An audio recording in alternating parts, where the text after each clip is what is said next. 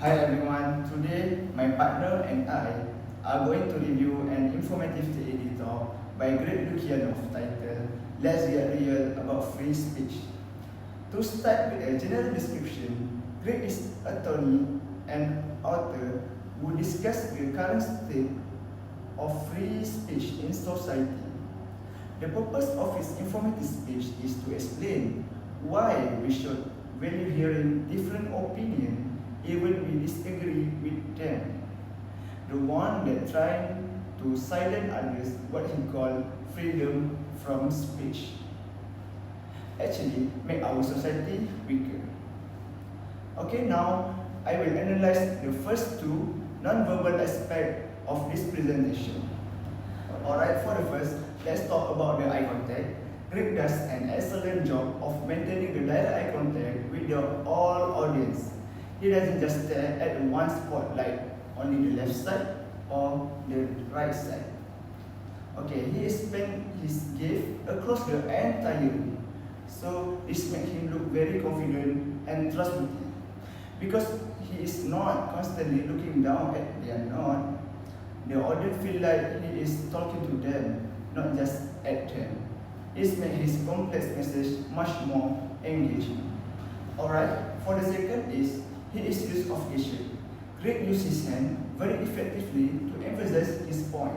For example, when he talks about Ross' idea, he opened his arm wide. But when he makes a specific point about censorship, he used sharper, more controlled hand movement.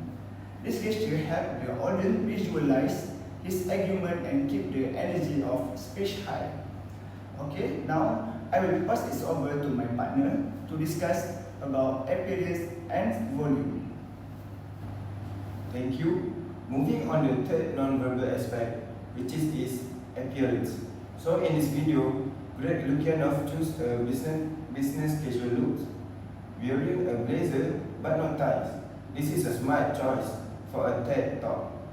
It makes him look professional and authoritative as a lawyer, but also approachable. His neat appearance ensures that the audience focus on his words rather than being distracted by his clothes.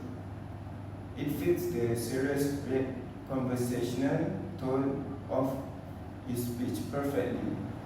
Next, let's look at volume aspect. Greg has a great vocal control.